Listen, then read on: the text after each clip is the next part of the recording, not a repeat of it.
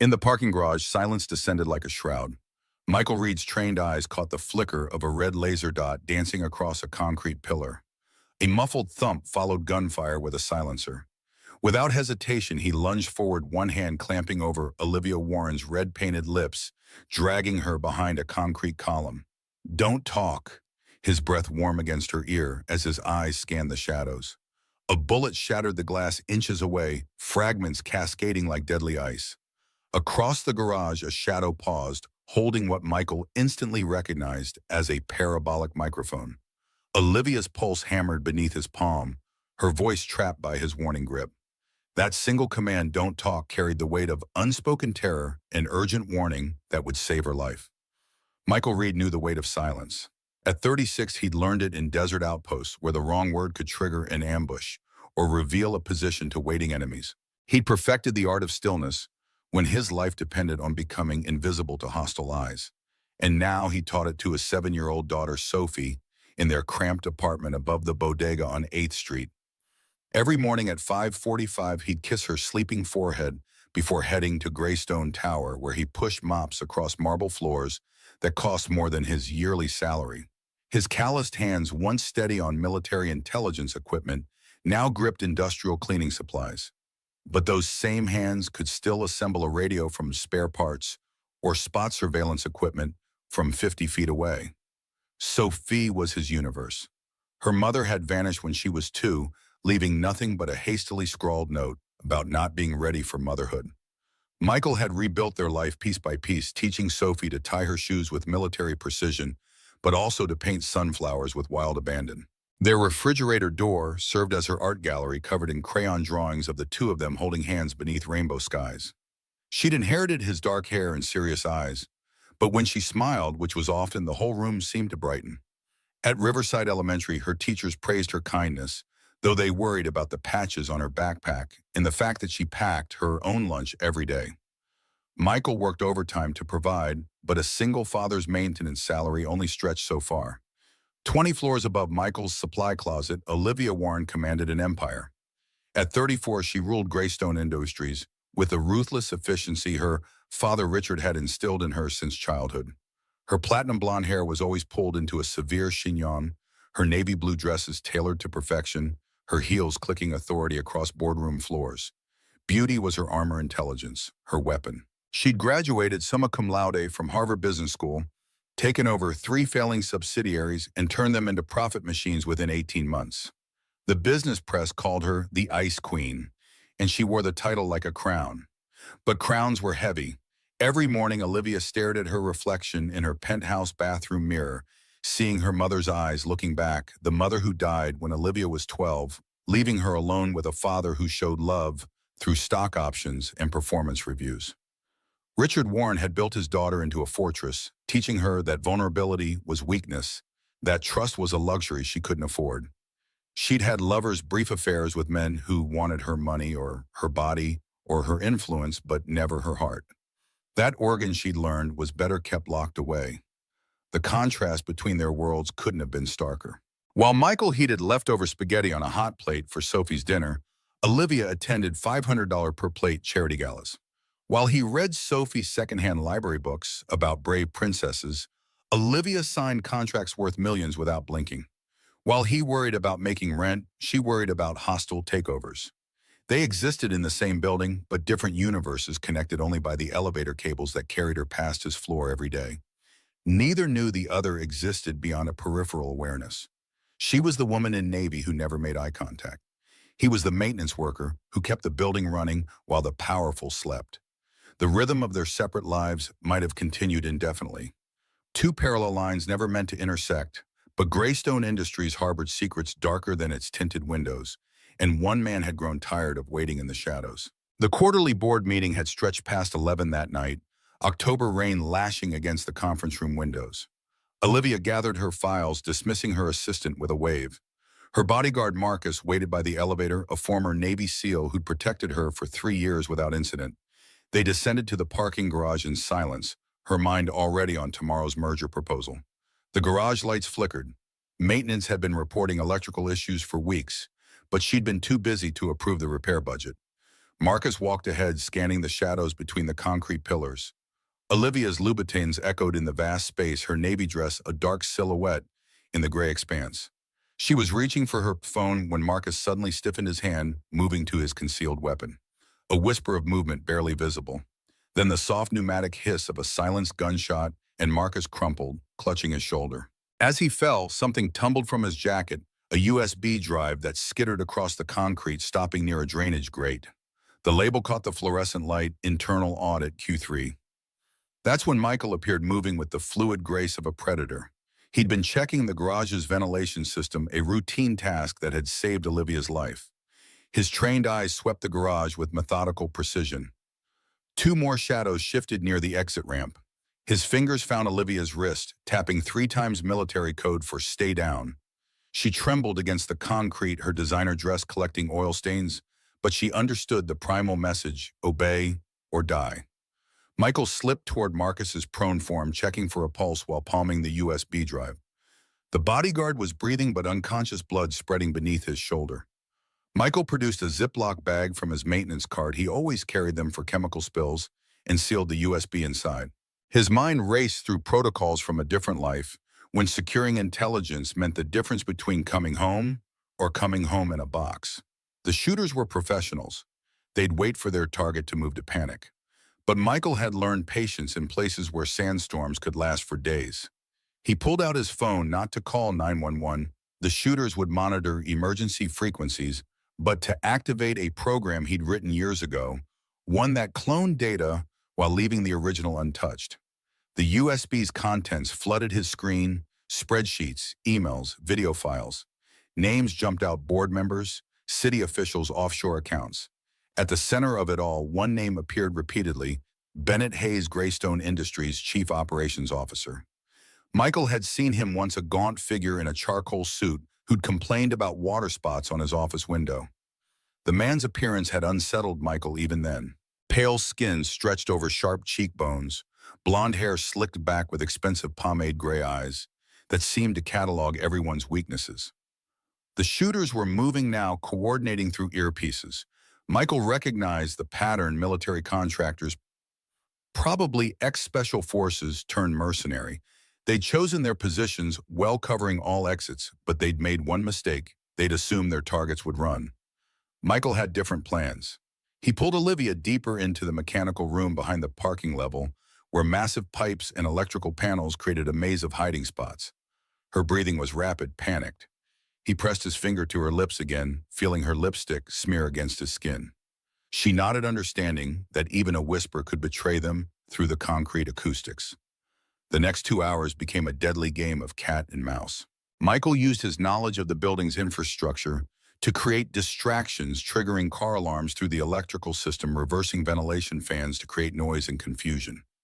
When the shooters finally retreated, sirens approaching in the distance, he knew this was just the beginning. The USB in his pocket felt like it weighed 1,000 pounds. Whatever Bennett Hayes was planning, it was worth killing for. Dawn was breaking when Michael finally got Olivia to a secure location, not the police station, which could be compromised, but an old safe house from his military days. She sat on a metal folding chair, her perfect navy dress torn, her immaculate chignon now disheveled. For the first time in years, Olivia Warren looked human, vulnerable, afraid.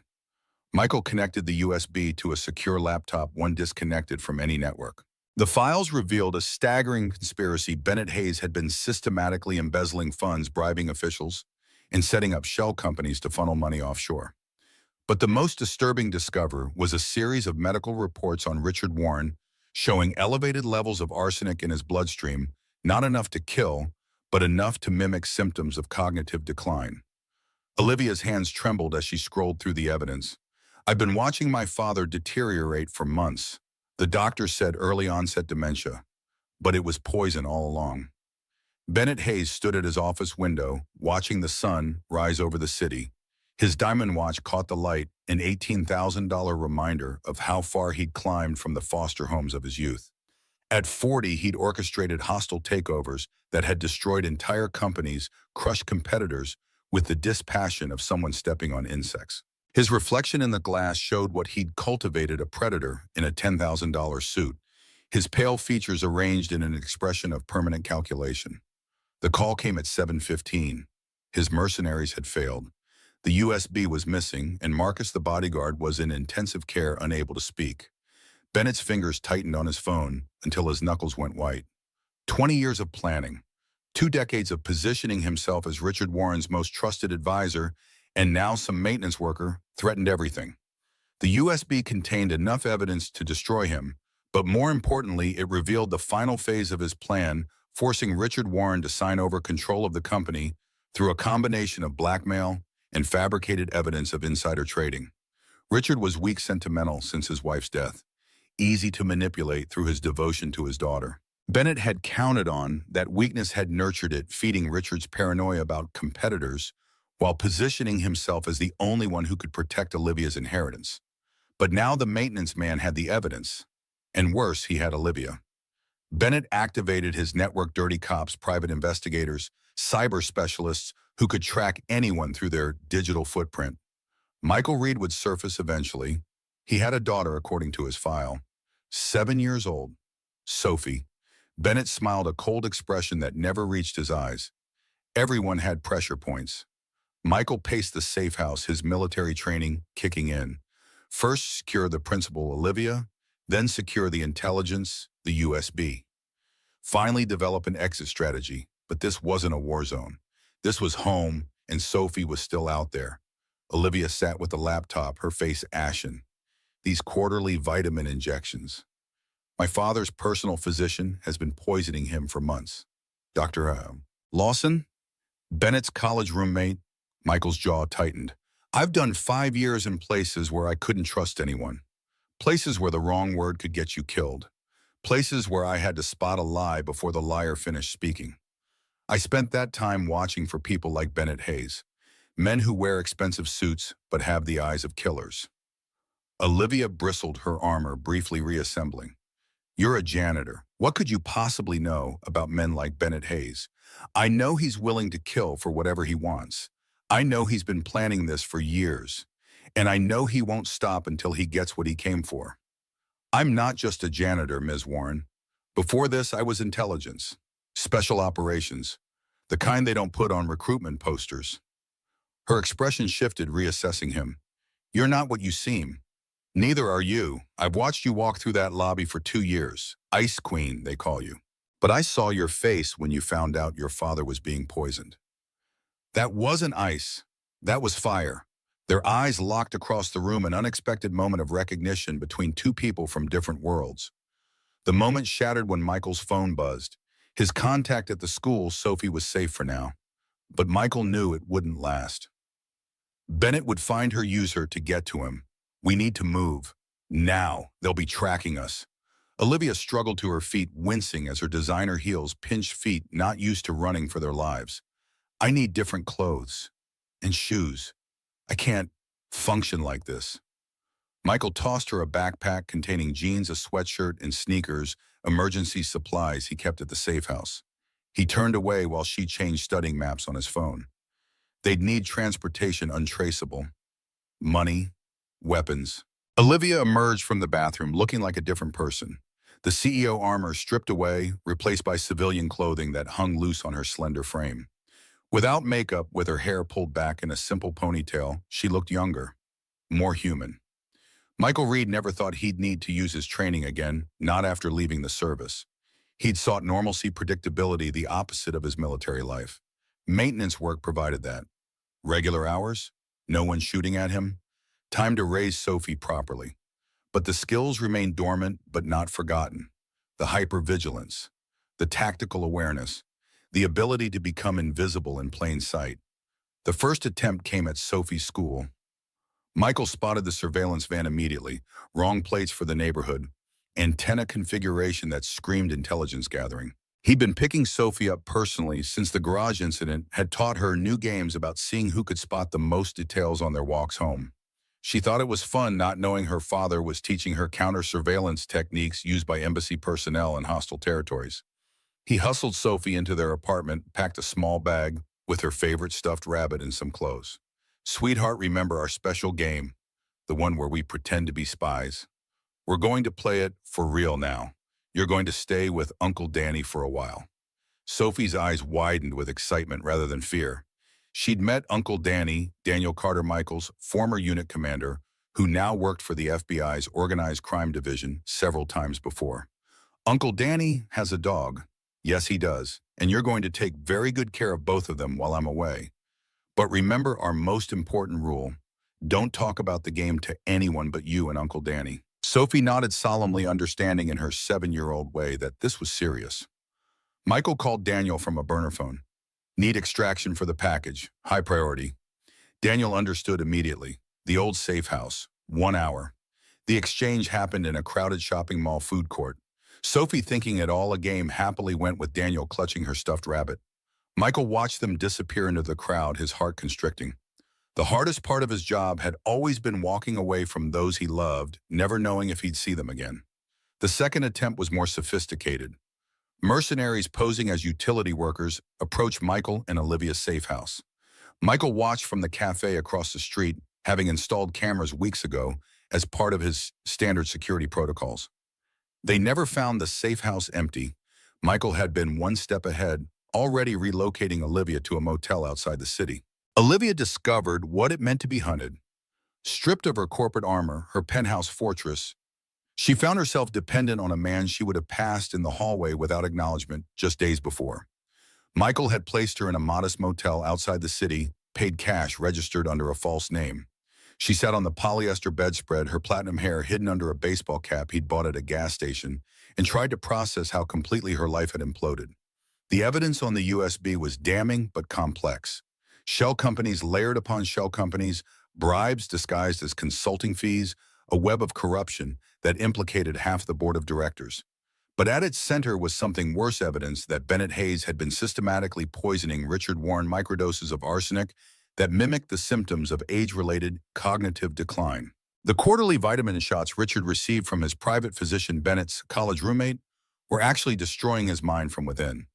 Michael and Olivia met at a diner off Interstate 95 to compare notes. She looked different in jeans and a plain sweater, younger, more human. They sat in a corner booth speaking in low voices while truck drivers consumed coffee and eggs around them. We have to go to the FBI.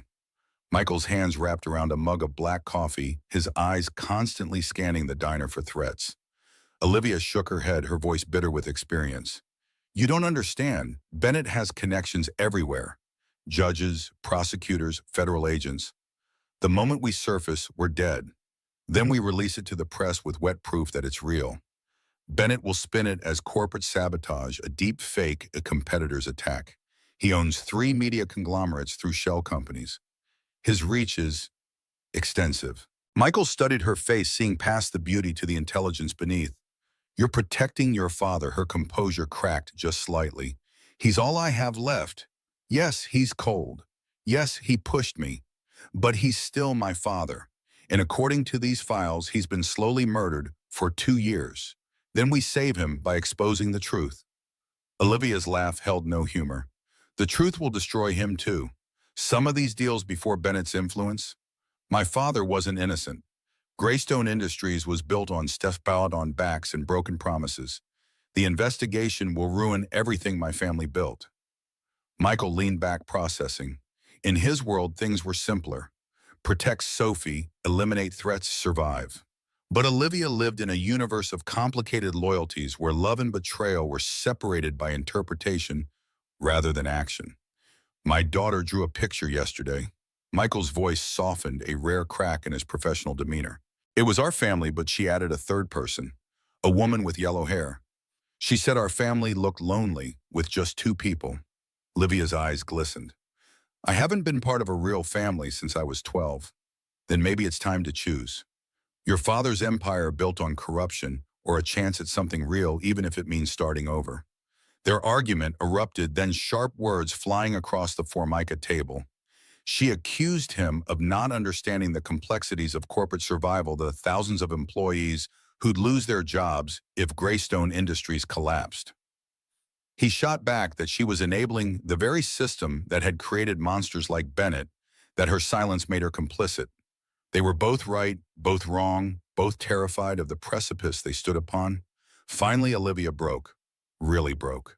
22 years of frozen emotions melted in an instant, and she sobbed into her hands while truckers politely looked away. Michael moved to her side of the booth, awkwardly patting her shoulder.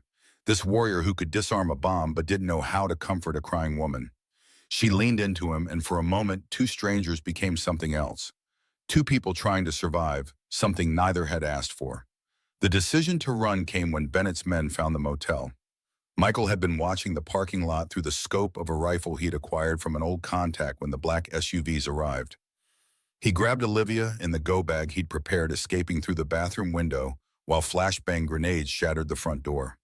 They ran through the woods behind the motel. Olivia's sensible sneakers, a recent concession to their situation, still struggling with the rough ground until they reached the backup vehicle he'd hidden. Michael drove through the night, taking back roads, switching vehicles twice at prearranged locations. Olivia dozed fitfully in the passenger seat, exhaustion finally overcoming fear. Sophie was waiting at the fourth safe house guarded by Daniel Carter, who now worked for the FBI's Organized Crime Division. Daniel had questions, lots of them, but he trusted Michael enough to keep his niece safe while Michael figured out the next move. Sophie launched herself into Michael's arms the moment he walked through the door, her small body trembling with excitement rather than fear. "I've been super quiet, just like you taught me. Uncle Danny says I'm the best spy he's ever met." Michael swung her around, his heart lighter, just having her in his arms again. His eyes met Daniel's over Sophie's head, a silent question. Daniel nodded. No one had followed them. They were safe for now. Sophie noticed Olivia hovering uncertainly in the doorway. Her eyes widened with recognition. "You're the pretty lady from Daddy's work, the one in the pictures," Olivia's brow furrowed in confusion. "Pictures I sometimes take Sophie to work on weekends," Michael explained. "When the executives are gone, she likes to explore the building, and she notices everything." Sophie nodded enthusiastically. "I drew you. In your blue dress. Want to see?"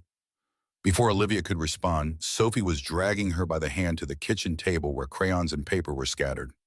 Michael watched something tightening in his chest as his daughter chattered happily to the woman whose life he'd saved, whose world he'd upended, who now sat at a scarred kitchen table coloring with a 7-year-old as if it were the most natural thing in the world. Daniel pulled Michael aside, his expression grave. "You know what you've stepped into, right? Bennett Hayes isn't just some corporate shark. He's connected. Old money, new crimes. The kind of reach that makes people disappear." Michael's jaw set. "He's after my daughter, Dan. That makes this personal." Daniel ran a hand through his graying hair. "I can protect Sophie. But you and Ms. Warren, you need a plan, a real one, not just running. I've been analyzing the data on that USB. There's something bigger than embezzlement going on. Hayes has been systematically dismantling Greystone from within, selling off intellectual property, offshoring assets. But why? Why not just take over legitimately? Richard Warren is getting older. Hayes is the obvious successor. Maybe it's not about taking over. Maybe it's about destroying it." The mountain cabin had been Michael's grandfather's, a hunting retreat that hadn't seen visitors in 5 years. No electricity, no running water, just a wood stove and walls thick enough to withstand Vermont winters. Michael knew a storm was coming, had felt it in his bones the way his grandfather had taught him, reading the pressure change and wind patterns. It would buy them time, make the roads impassable, give them a chance to think and plan. He loaded the truck with supplies from a cash-only general store 50 miles from anywhere. Canned goods batteries, firewood blankets, children's books for Sophie, even a stuffed rabbit he'd spotted that looked like one she'd had as a baby. Olivia sat in the passenger seat, having traded her destroyed sneakers for hiking boots that didn't quite fit. She'd never been camping, never split wood or hauled water from a well. Her world had been climate-controlled, sanitized, managed by assistants, and maintained by people like Michael. Daniel would keep Sophie safe at a separate location, a decision that tore at Michael's heart, but was tactically sound. They couldn't risk Bennett finding both of them together. Sophie had cried when he'd told her they had to separate again, but she'd nodded bravely when he explained it was part of their spy game. "Uncle Danny will teach you special codes," he promised, "and when this is all over, we'll have the biggest ice cream sundae in the world." The storm hit just as they reached the cabin. Within hours, 2 feet of snow had fallen, with more coming. The temperature plummeted. Michael taught Olivia how to feed the wood stove, how to melt snow for water, how to heat cans of soup on the cast iron surface. She was a quick study, her CEO precision translated to survival tasks with surprising adaptability. They sat across from each other at the rough wooden table, eating soup heated on the wood stove, the howling wind outside creating an illusion of isolation of safety. In the flickering light of the kerosene lamp, Olivia looked softer. The sharp edges of the Ice Queen melted away. "You're not what you seem, Mr. Reed." Her voice was quiet, almost contemplative. "Neither are you, Ms. Warren." The formality felt absurd given their circumstances, sharing a remote cabin running for their lives, but it maintained a necessary distance. A reminder that this forced intimacy was temporary, circumstantial. Olivia traced the rim of her soup bowl with one finger, her nails now bare of polish, her hands showing the beginning roughness of manual labor. "I was 12 when my mother died. Car accident. Brake line failure, they said. Mechanical defect." She paused, the words heavy with decades of grief. "My father changed after that, became harder, more focused on the company, less on me, except as his heir." Michael nodded, understanding more than she knew. The military had shown him how trauma reshapes people, hardens them, or breaks them, rarely leaving them unchanged. "That's why you became what he wanted. The perfect CEO." A bitter smile touched her lips.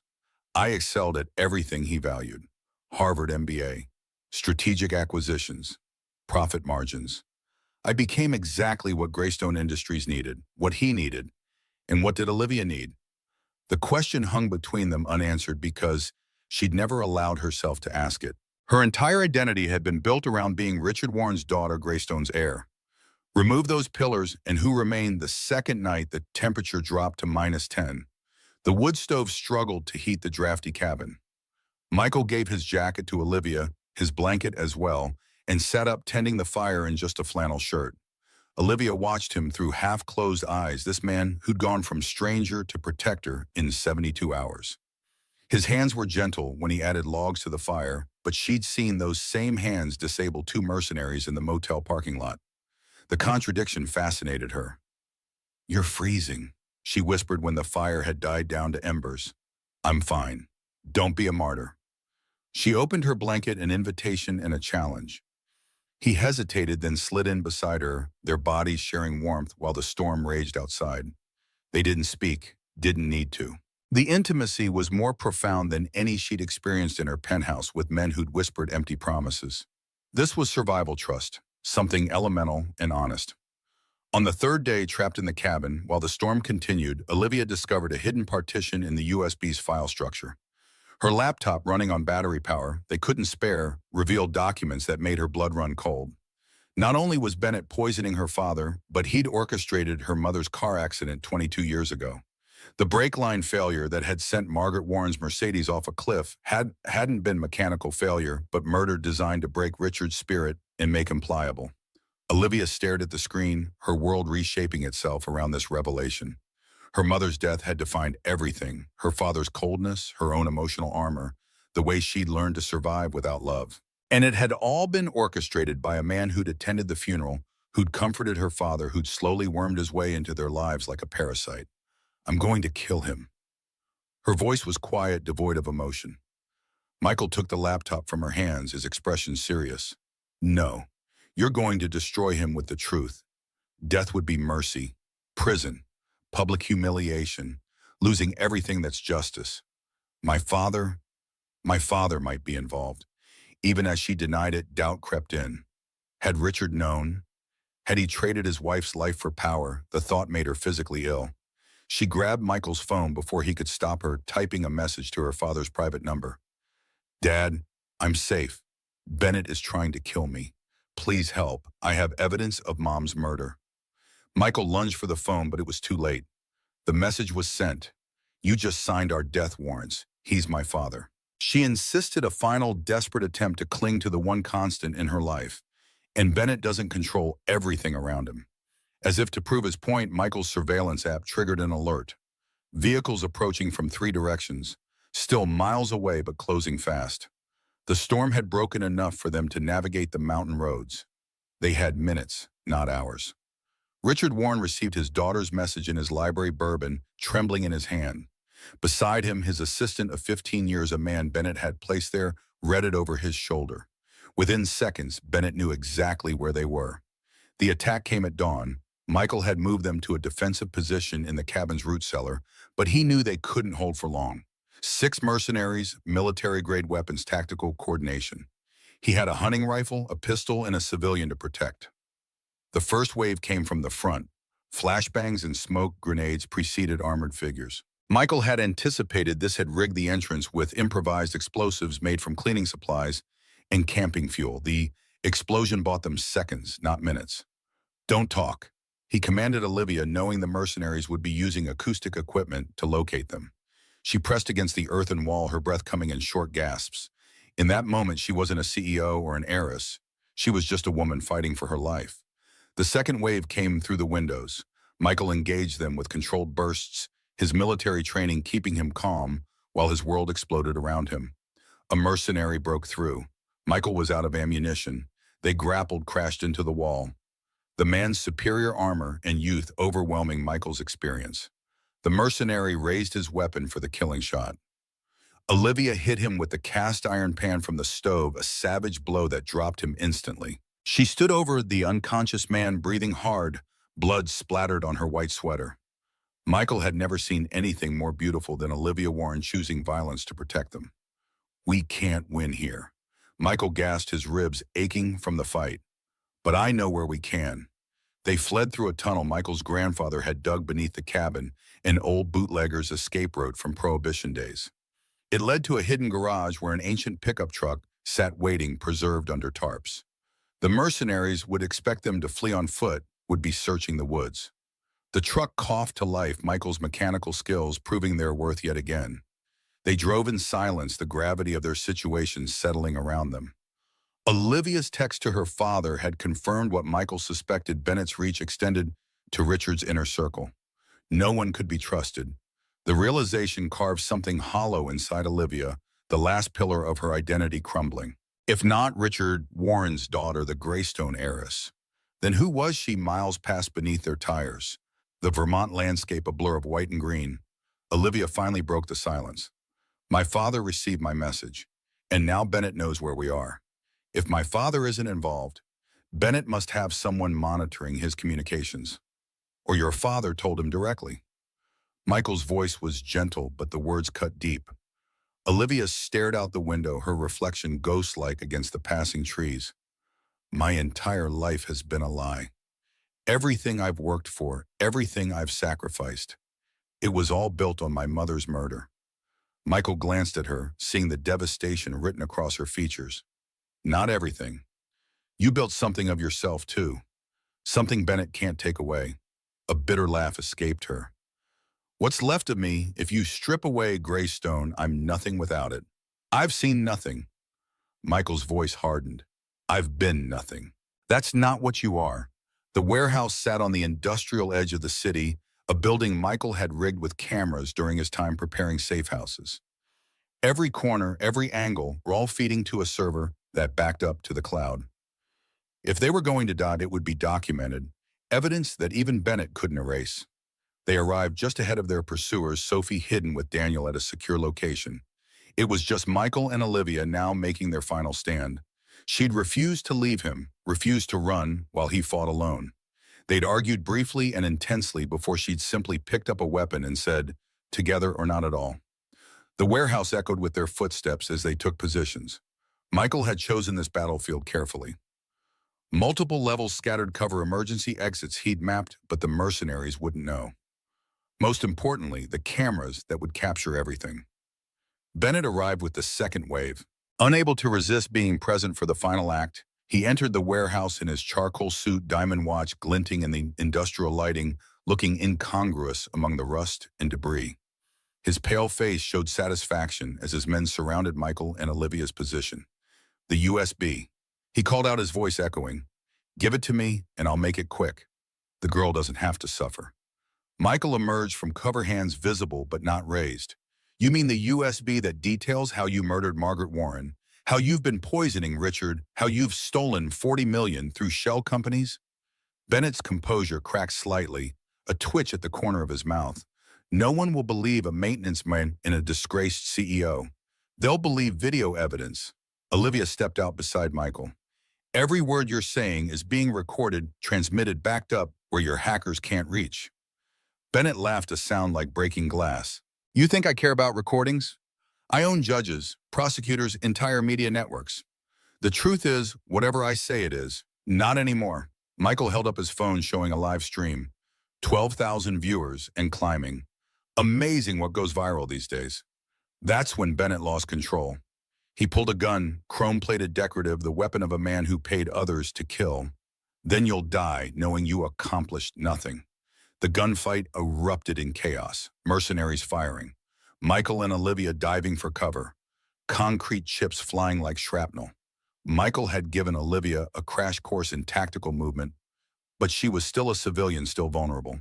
He tried to shield her to draw fire, but there were too many angles, too many shooters.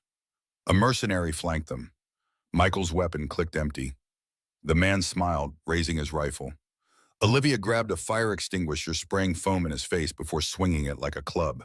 The man went down and she took his weapon, her hands steady despite never having held an assault rifle before. I've had self-defense training since I was 14. Her voice was breathless, but determined. My father insisted, said the daughter of a billionaire was always a target. Michael's respect for her deepened. They fought back to back, Michael calling out positions while Olivia provided covering fire. She was magnificent, terrified, but determined, a warrior in a blood-stained sweater. They moved through the warehouse like dancers, each covering the other's weakness, wordless communication born of absolute trust. Bennett watched his mercenaries fall one by one, his pale face growing paler. The live stream viewer count had passed 50,000. Comments flooded in, people recognizing him, calling for justice. His phone rang, board members, lawyers, contacts in law enforcement, all abandoning ship. You've destroyed everything, he snarled, advancing on their position. 20 years of work. You destroyed yourself. Olivia replied, standing tall despite a graze on her shoulder. The moment you killed my mother, you signed your own warrant. Bennett raised his gun toward her. Michael moved to intercept, but he was too far away. The shot rang out, but Bennett fell, clutching his shoulder. Daniel Carter stood in the doorway, FBI tactical team spreading out behind him. Michael Reed, you magnificent bastard, Daniel called out. You always did know how to throw a party. The arrest was textbook. Bennett Hayes, screaming about his connections, his power, his influence, was dragged away in handcuffs while news helicopters circled overhead. The live stream had gone beyond viral. It was international news. The fall of Greystone Industries, the murder conspiracy, the heroic maintenance man, and the CEO who'd risked everything for justice. Richard Warren was arrested at his estate, his cognitive decline too advanced to fully understand the charges. The poisoning had done irreversible damage. He would spend his remaining years in a medical facility, his empire dismantled, his legacy reduced to a cautionary tale about power and corruption. Olivia lost everything. The board voted her out within hours. Her assets were frozen pending investigation. The penthouse, the cars, the designer wardrobe, all gone. She stood outside Greystone Tower with a single suitcase, watching workers remove her name from the building directory. Michael found her there at sunset, Sophie's small hand clutched in his. You okay? Olivia laughed, a sound with edges. I'm nobody now. No power, no money, no name that means anything except scandal. You're wrong. He took her hand, Sophie watching with wide, hopeful eyes. You're the woman who fought beside me, who protected Sophie, who chose truth over comfort. That means everything. Sophie tugged at Olivia's sleeve, offering her a crayon drawing, 3 stick figures holding hands beneath a rainbow. Our family, she announced with the certainty only a child could possess. That's us. Olivia knelt, taking the drawing with trembling hands. She looked up at Michael, something unspoken passing between them. A question, a possibility. My place isn't much, Michael said, reading her thoughts, but it's warm. And there's room. They walked away together, her heels clicking one last time on the pavement she'd once owned, Sophie skipping between them, their unlikely family forged in fire, moving toward something none of them could have imagined just days before. As they reached the corner, Sophie looked up at Olivia, her face solemn with childhood wisdom.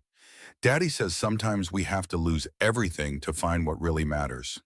Olivia squeezed the child's hand, feeling something crack and heal simultaneously within her chest. I think your daddy might be right. Behind them, the gray stone tower stood against the darkening sky, its windows reflecting the sunset like flames. Ahead, an uncertain future waited, but for the first time in 22 years, Olivia Warren walked toward it without armor, without a mask, without the weight of a legacy built on lies. She walked as herself, whoever that might turn out to be. Michael watched her from the corner of his eye, this woman who'd been forged in the same fire that had shaped him, lost, betrayal, survival. They were unlikely allies, unlikely friends, perhaps something more. The road ahead was uncertain, fraught with legal battles and public scrutiny, but they would face it together. I've spent my life watching for danger, he realized. I became so good at spotting threats that I forgot how to recognize opportunity when it appeared. Until now. Sophie swung between them, her small hands linking theirs, creating a circuit, a connection, a possibility. And for the first time since leaving the service, Michael Reed felt something he'd almost forgotten: hope. The mountain cabin stood isolated against the backdrop of snow-covered pines, a relic from another era when men sought solitude as a form of strength. Michael worked methodically, reinforcing the cabin's defenses, while Olivia paced the worn floorboards, her CEO precision finding no outlet in this rustic prison. The blizzard outside wasn't just weather, it was a temporary ally, buying them precious hours away from Bennett's mercenaries. Michael stacked firewood beside the ancient cast-iron stove, movement's economical mind racing through contingencies. The cabin's simplicity, one main room, a small bedroom, root cellar below, made it defensible but also vulnerable. No escape routes except the tunnel his grandfather had built, which now might be their only lifeline. Olivia stood at the frosted window, scanning the endless, white landscape. This place is completely off-grid. How did you find it? Michael tested the stove's damper, adjusting the airflow to maximize heat. My grandfather built it during the Cold War. Believed society would collapse eventually. Taught me that self-reliance isn't just a virtue, it's survival. Her breath fogged the glass as she traced invisible patterns. You're more than you appear, Mr. Reed. I've met Special Forces operators at charity galas. They wear their training like expensive watches, visible to anyone who knows what to look for. But you hide yours completely. Michael placed another log in the stove, sparks dancing upward. When I left the service, I wanted a different life for Sophie.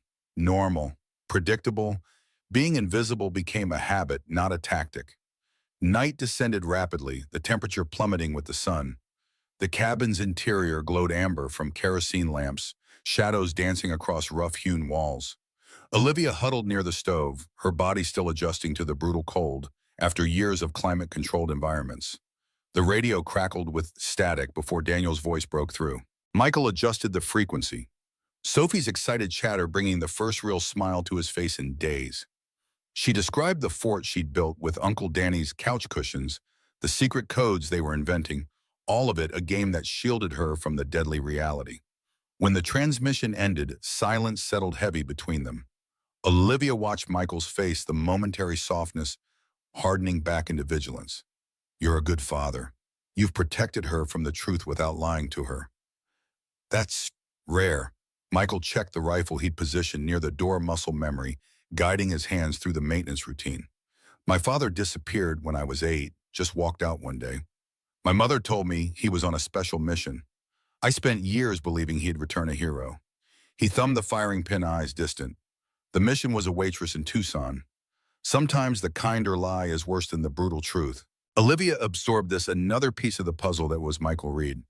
Beyond the cabin walls, the wind howled, nature's fury matching the storm, brewing inside them both. She pulled the borrowed sweater tighter, its rough wool a constant reminder of her displacement. The USB drive sat between them on the table, its innocuous plastic shell containing destruction and salvation in equal measure. Olivia opened her laptop, the blue glow illuminating her face in the dimness.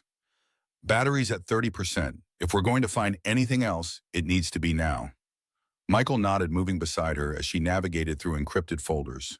Their shoulders touched a point of warmth in the frigid cabin. On-screen, financial records scrolled past offshore accounts, shell companies' bearer bonds converted to digital assets, the skeleton of Bennett's empire built inside the bones of Greystone. Olivia's fingers flew across the keyboard, her business acumen translating the complex financial maneuvers. He's been siphoning funds for years.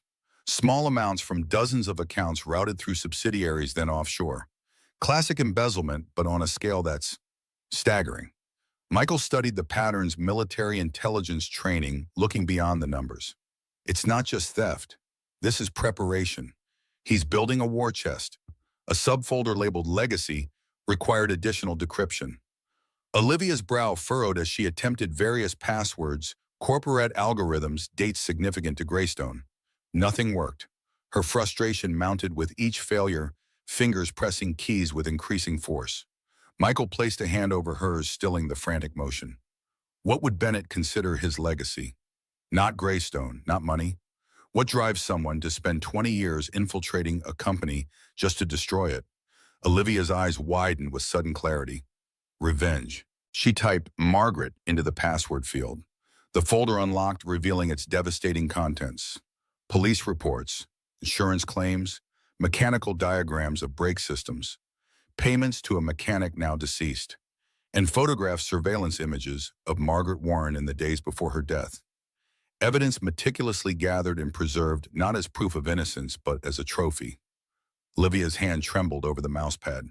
He kept this, all these years, like a memento. Michael scanned the documents, professional detachment masking his disgust. The final file was a video Margaret Warren leaving her yoga class, entering her Mercedes, the same car that would plunge off a cliff hours later. The footage was grainy, taken from a distance, but it captured her smile as she waved to someone off camera. Her last day preserved by her killer. Olivia closed the laptop, unable to watch more. My entire life changed that day. Everything I am the Ice Queen, the ruthless CEO, was born when she died. And Bennett was there watching me become this person he helped create. Morning arrived with brutal clarity, sunlight reflecting off snow and blinding brilliance. Olivia stood outside the cabin, exhaling clouds of vapor that dissipated in the brittle air. Michael had insisted she learn to shoot, pressing the pistol into her reluctant hands. She held the weapon awkwardly, its weight unfamiliar, despite her previous self-defense training. I had an instructor at 14, Krav Maga 3 times a week. My father said it was because wealthy daughters were targets. Now I wonder if he suspected something about Bennett even then. Michael positioned himself behind her, adjusting her stance, his chest against her back, as he aligned her aim toward an improvised target, a can atop a fence post. Keep both eyes open. Breathe out when you squeeze the trigger. Don't anticipate the recoil. The first shot went wild, the recoil stronger than she expected. The second clipped the fence. By the fifth, she hit the can, sending it spinning into the snow. A small victory that lightened her expression momentarily. They spent the morning alternating between shooting practice and combat basics, how to break a hold vulnerable points on the human body, how to fall without injury. Olivia was a quick study, her body remembering long dormant training, adding new layers of practical knowledge to theoretical understanding. Inside, as they warmed by the stove, eating heated canned stew, Olivia flexed her sore muscles. This wasn't in my 5-year career plan. She attempted humor, but it fell flat against the gravity of their situation. Michael studied her across the table, this woman who'd adapted to their circumstances with unexpected resilience. What was in your 5-year plan? Olivia stirred the stew, avoiding his gaze. Greystone expanding into sustainable energy. Personal development, board seats at cultural institutions, perhaps political connections. The usual trajectory. Her voice softened. Maybe a child, eventually, with the right genetic match and surrogacy arrangements, of course, all perfectly scheduled and controlled. Michael's eyebrow raised slightly. Life rarely follows our schedules. Sophie wasn't planned. Her mother and I, we were young, impulsive. When she left, I thought my life was over. But Sophie, she became everything. The most unplanned thing became the most important. Olivia absorbed this, another glimpse into the complexity behind his composed exterior. This cabin smells like my grandfather's hunting lodge in Montana. We went every summer until I was 12. After that, boarding school, then college, then Greystone. I haven't smelled pine and wood smoke in 20 years. The storm returned that afternoon, wind howling through tiny gaps in the cabin's construction. Temperature plummeted further, the stove struggling against nature's assault. They huddled near the heat source, blankets wrapped around shoulders, conversation flowing easier with proximity and shared danger. Michael described desert deployments, the oppressive heat, the constant vigilance, the brotherhood forged in hostile territories. Olivia spoke of boardroom battles, corporate maneuvers, the isolation of leadership. Different battlefields, similar wounds. The battery in Olivia's laptop finally died, severing their last technological connection to the outside world. The radio remained their only communication lifeline, scheduled check-ins with Daniel, their tenuous connection to Sophie and safety. Night brought temperatures that tested the cabin's integrity. Michael fed the stove constantly, but cold seeped through every surface. Olivia's teeth chattered despite multiple layers. Even the blanket seemed inadequate against Vermont's winter fury. Michael noticed her trembling. Body heat is most efficient when shared. Survival basics. His matter-of-fact tone removed intimacy from the suggestion, making it tactical rather than personal. Olivia hesitated only briefly before moving beside him on the rough sofa they'd pulled near the stove. They arranged blankets over and around them, creating a cocoon of shared warmth. Her shivering gradually subsided as his body heat enveloped her. In the flickering light with the storm raging outside, time seemed suspended. Olivia's head eventually rested against Michael's shoulder, exhaustion overcoming propriety. My father once told me never to show weakness. That vulnerability was a luxury we couldn't afford. For 20 years I've lived by that rule. Michael's arms settled around her shoulders, a protective gesture that surprised them both. Sometimes strength is knowing when to be vulnerable. And with whom? They drifted into sleep like that, two strangers from different worlds finding comfort in shared warmth, shared danger, shared purpose. For a few hours, the cabin wasn't a hideout, but a sanctuary, the storm not a threat, but a shield. Dawn broke with ominous silence. The storm had passed, leaving pristine snow and deadly visibility in its wake. Their protection had evaporated with the clouds exposing them to satellites, drones, and human trackers. Michael was already awake, vigilance never fully surrendering to sleep. He disentangled himself carefully, moving to the window to scan their surroundings. Fresh snow meant fresh tracks they couldn't leave without being followed. But staying meant eventual discovery. The radio crackled to life during their scheduled check-in. Daniel's voice came through tense professional. There's movement on the mountain access roads, county vehicles, but not county personnel. They're using the storm cleanup as cover. You've got hours, maybe less. Michael immediately began preparations, gathering essential supplies, checking weapons. We need to move to the contingency location. The tunnel will get us to the garage without leaving tracks. Olivia packed quickly, efficiency born from crisis rather than habit. She paused at the laptop, its dead battery rendering it useless. We need the evidence. It's the only leverage we have. Michael removed the hard drive, securing it in a waterproof pouch. Leverage only works if we're alive to use it. The root cellar access through a trapdoor revealed not just the escape tunnel, but a small arsenal, weapons, ammunition, survival gear, cached years ago by Michael's paranoid but prescient grandfather. Michael selected additional firearms, passing a lighter pistol to Olivia. The tunnel was low, forcing them to crouch as they navigated its damp confines. Roots dangled from the ceiling, occasional wooden supports creaking ominously under the weight of earth above. Olivia fought claustrophobia, focusing on Michael's back ahead of her, moving steadily forward in the beam of their single flashlight. They emerged in a concealed garage built into the hillside, its existence invisible from the outside. Inside sat the old truck, preserved under tarps, ready for their escape. Michael worked quickly to prepare it, while Olivia kept watch through a small viewing port, scanning for movement on the snow-covered access road below. A reflection caught her eye, sunlight on a rifle scope or binoculars. They're here, 3 vehicles approaching from the south road. Michael didn't waste time looking. Into the truck. Now. The engine coughed reluctantly to life, decades-old machinery protesting the sudden awakening.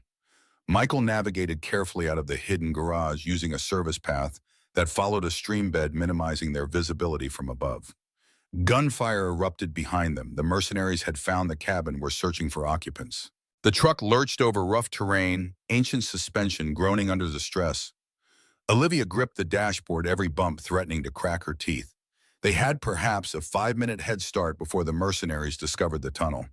Michael drove with focused intensity, taking logging roads not marked on modern maps, knowledge passed from grandfather to grandson, proving more valuable than GPS. Olivia watched the side mirror, tension climbing her spine with each passing moment. Why did Bennett keep evidence of my mother's murder? Why not destroy it once the job was done? Michael navigated a particularly treacherous turn, ice making the truck's rear end fishtail momentarily. People like Bennett don't just want victory, they want to savor it. The evidence wasn't a liability to him, it was a trophy. Her face hardened with realization. All these years, every time he sat across from me in board meetings, every dinner at my father's house, he was enjoying his secret, watching us build our lives on a foundation he had undermined. The radio crackled with Daniel's voice providing updates on the mercenaries' positions. They found the tunnel. Two teams pursuing, one holding at the cabin. Satellite imagery shows they've called in additional ground support. Michael pressed the accelerator, pushing the old truck beyond reasonable limits. The contingency location was still 20 miles away, a storage facility owned through multiple shell companies, untraceable to either of them. But with pursuit closing in, even Michael's evasive driving might not be enough. A distant thumping grew louder, helicopter rotors beating the air. Olivia's eyes widened. That's a private military contractor aircraft. EC-145 modified for tactical operations. My father used them for executive transport in conflict zones. Michael's jaw tightened. Bennett's not just sending hunters, he's carpet bombing the forest to find us. They abandoned the truck 5 miles from their destination, concealing it under pine branches, before continuing on foot through dense forest. The helicopter circled in widening patterns, thermal imaging, searching for heat signatures among the trees.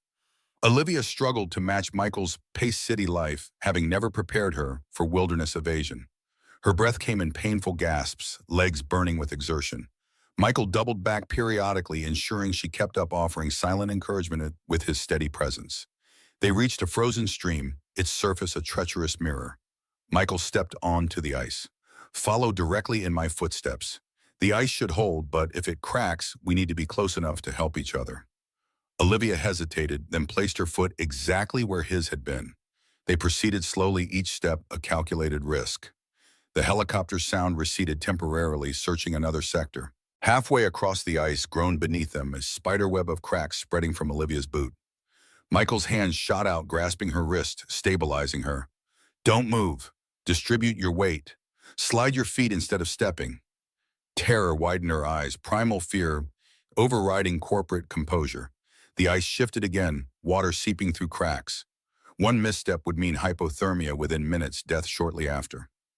Michael maintained his grip, voice calm despite the danger. Look at me, not at the ice. We're going to slide toward that fallen tree. Together. On 3. They moved in unison, ice crackling beneath them, water soaking through their boots. With a final lunge, Michael pulled them both onto the snowy bank, the ice shelf collapsing behind them with a decisive crack. They lay on the ground, breathing heavily, adrenaline coursing through their systems. Olivia turned toward him, sudden laughter bubbling up, the absurd, inappropriate mirth of those who've narrowly escaped death. My board would pay millions to see the Ice Queen soaking wet in the snow. Michael's mouth quirked upward, the closest he'd come to a smile in days. I'd pay to see their faces when they found out what you can do with a cast iron pan. The moment passed as quickly as it had come, reality reasserting itself with the distant sound of engines. They pushed onward, wet clothes freezing in the bitter air, each step a battle against cold and exhaustion. The storage facility appeared unremarkable, one of dozens that dotted rural America metal units in neat rows behind chain-link fencing. Michael led them to a specific unit, unlocking it with a key produced from a hidden pocket. Inside sat another vehicle, a nondescript sedan with tinted windows alongside tactical gear, communications equipment, and civilian clothing. Michael immediately activated the heaters in the storage unit, the warmth painful against their frozen extremities. Change quickly. Hypothermia sets in faster than you think. He handed her a set of dry clothes, turning away to provide privacy as they both stripped off freezing layers. Olivia's fingers fumbled with buttons, numbness making simple tasks arduous. The practical clothing, jeans, thermal layers, waterproof boots felt foreign against her skin, accustomed to silk and cashmere. Yet as warmth returned to her limbs, appreciation replaced discomfort. Michael established communications with Daniel, confirming Sophie's continued safety before outlining their situation. The helicopter complicates extraction. They'll have roadblocks on all major routes within the hour. Daniel's response crackled through static. I've got a bureau safe house in Burlington. Can you make it there? Olivia intervened, her strategic mind reasserting itself. We need to draw Bennett out, not just keep running. As long as he controls the narrative, we're fugitives, not witnesses. Michael considered this shift from defensive to offensive posture. She's right. We need to set the trap, not just avoid them. Plans formed rapidly. Daniel's FBI resources, combining with Michael's tactical experience and Olivia's corporate intelligence. The warehouse on the industrial edge of the city became their target, a gray stone property used for document storage, equipped with security systems Michael had helped install during his maintenance work. Most importantly, it had multiple internet connections, backup generators, and cameras covering every angle, perfect for documenting whatever confrontation awaited them. Their journey to the city required constant vigilance, back roads, and multiple vehicle changes, frustrating pursuit. Olivia watched the landscape transform from rural wilderness to suburban developments to urban density, each mile bringing them closer to her former domain and to Bennett. When his face appeared on a passing television through a diner window, Olivia froze mid-step. Bennett stood at a podium, expression grave as he addressed reporters. "We are deeply concerned for Olivia Warren's safety. Her disappearance, combined with concerning financial irregularities we've recently discovered, suggests she may be under duress or influence. Greystone Industries is offering a substantial reward for information leading to her safe return." Michael pulled her away before anyone could connect the woman in practical clothes and a baseball cap with the missing CEO on the screen. In the car, Olivia's hands shook with rage. "He's setting me up, making it look like I embezzled funds and ran." Michael navigated through evening traffic, keeping below speed limits to avoid attention. Classic misdirection. While they're looking for a financial criminal, they're not looking for a murderer. Darkness provided additional cover as they approached the warehouse district. The Greystone facility stood isolated among similar structures, its security lights creating pools of harsh illumination in the surrounding parking areas. Michael surveyed the building through binoculars from a vantage point 2 blocks away. Irregular patrol patterns. Armed security that isn't Greystone standard. Bennett's already fortified it, expecting us. Olivia studied the facility she owned, but had never visited, seeing it through new tactical eyes. The loading bay on the east side. It has a manual override for power outages, maintenance access that bypasses main security. Their strategy developed organically, each contributing expertise from their disparate backgrounds. Michael would enter first, securing the server room and establishing their video uplink. Olivia would follow, using her biometric credentials to access secure areas before they were inevitably locked out of the system. The confrontation with Bennett would be on their terms in a controlled environment, with the world watching via livestream. Evidence documented in real time, too public for even Bennett's connections to suppress.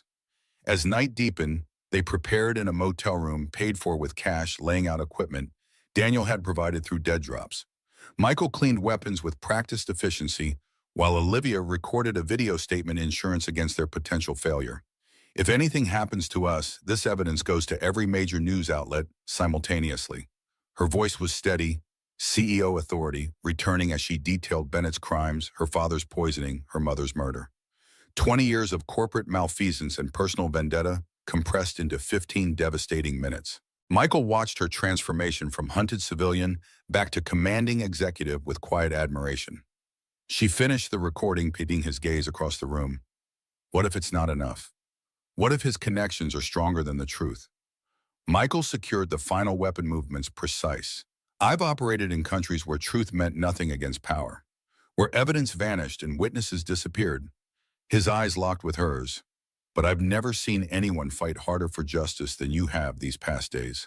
That counts for something." The warehouse operation began at midnight. Michael disabled exterior cameras in a pattern that suggested electrical faults rather than intrusion.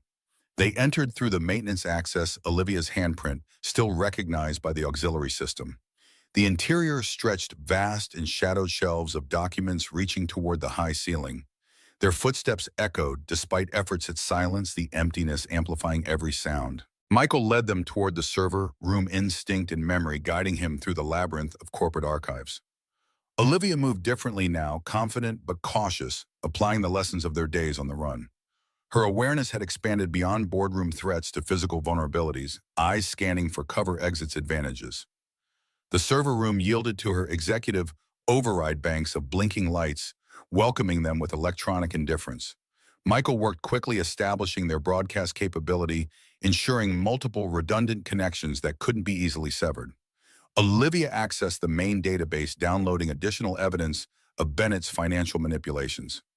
Each discovery revealed new dimensions of his patience and calculation, 20 years of meticulous corruption, building a shadow empire within Greystone's legitimate structure. As Michael finalized their preparations, Olivia studied a company photograph on the wall, her father younger and stronger, standing beside Bennett at a groundbreaking ceremony. Richard's arm was around Bennett's shoulders, his expression one of genuine affection for his protege. He loved him like a son, all while Bennett was planning to destroy everything he built. Michael checked his watch, the countdown to their deliberate exposure nearly complete. Daniel's team would be in position outside ready to intervene when Bennett arrived, but timing was critical. Too soon and Bennett might escape the trap. Too late and they might not survive to spring it. Their moment of controlled revelation never came. Alarms blared, suddenly emergency lights casting red pulses across the server room. Security breach protocols activated steel shutters descending over doors and windows. Bennett's voice emerged from the intercom system, smooth with satisfaction. Olivia, did you really think your access codes wouldn't trigger alerts? That I wouldn't be watching my own warehouse? Michael immediately shifted to defensive positioning, weapons ready, eyes seeking escape routes now sealed by security measures. Olivia's face drained of color, not from fear, but fury. 22 years, Bennett. You've spent 22 years destroying my family. Wait, what did we ever do to you? The intercom crackled with Bennett's laughter. Your father stole everything from me. My research, my innovations, my future. Then he stole Margaret, the one person who saw my potential before Greystone. His voice hardened. I didn't just want his company. I wanted him to watch it burn. Armed mercenaries breached the server room's secondary entrance, forcing Michael and Olivia behind equipment banks for cover. Gunfire erupted, bullets pinging off metal surfaces, glass shattering as the monitors exploded. Michael returned fire with precision, years of training evident in his economy of movement and accuracy. Olivia armed herself with a fallen mercenary's weapon, providing covering fire that, while not expert, demonstrated her rapid adaptation to combat reality. They retreated systematically toward the warehouse floor, using shelving units as cover, communicating through gestures and brief eye contact developed during their days together. The live stream continued from cameras Michael had positioned throughout the facility, broadcasting their desperate defense to growing online audiences. Bennett's mercenaries pursued relentlessly, professional soldiers, executing practice maneuvers against the improvised resistance. Michael took a grazing wound to his arm, but continued fighting, bandaging it roughly while Olivia provided cover. When ammunition ran low, they separated briefly to confuse pursuit, using the warehouse's complex layout to their advantage. Olivia navigated shelving units containing her company's history, financial records, product developments, employee files, the paper legacy of Greystone, now witness to its potential destruction. Michael rejoined her at a predetermined location, blood seeping through his makeshift bandage. We're outnumbered and outgunned. Daniel's team is being blocked by local police, Bennett's connections working against us. Olivia's eyes hardened with determination. Then we bring Bennett to us. Make him face me directly. She moved to an open area, weapon lowered, but visible voice projecting through the cavernous space. Bennett, you wanted my father to watch his company burn. Well, I'm watching. Come tell me to my face why my mother had to die for your revenge. Silence followed her challenge, broken only by distant footsteps as mercenaries regrouped. Then Bennett's voice, closer now, speaking through the facility's internal communication system. Your mother was collateral damage, Olivia. She chose Richard over me years before. Her loyalty sealed her fate. Michael used the distraction to position himself advantageously, moving silently through shadows while Bennett continued his monologue. Olivia maintained the engagement, her corporate experience in holding attention during presentations now serving a deadlier purpose. So this elaborate revenge, poisoning my father, infiltrating the company, planning my murder. All because you couldn't handle rejection.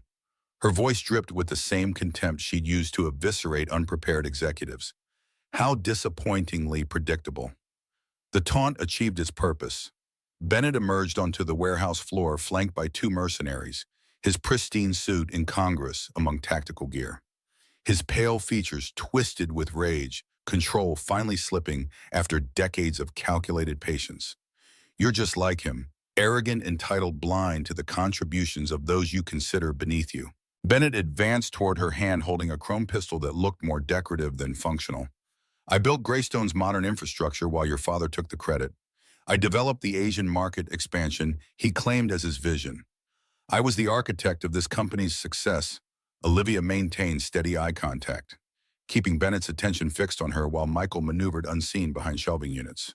Your delusion would be sad if it wasn't so destructive. My father gave you opportunities beyond your qualifications. He trusted you. He considered you family. Bennett's laugh echoed hollowly. Family. He saw me as a useful tool, nothing more. When I finally control Greystone after you and Richard are both gone, I'll rebuild it as it should have been. My vision, my legacy. The live stream captured every word, every gesture, Bennett's confession transmitted globally in real time. Viewer counts climbed exponentially as social media amplified the broadcast, the corporate drama and violence, creating an irresistible spectacle. Olivia took a deliberate step forward, weapons still lowered. You've already lost Bennett. This conversation is streaming to hundreds of thousands of viewers. Your confession is on record.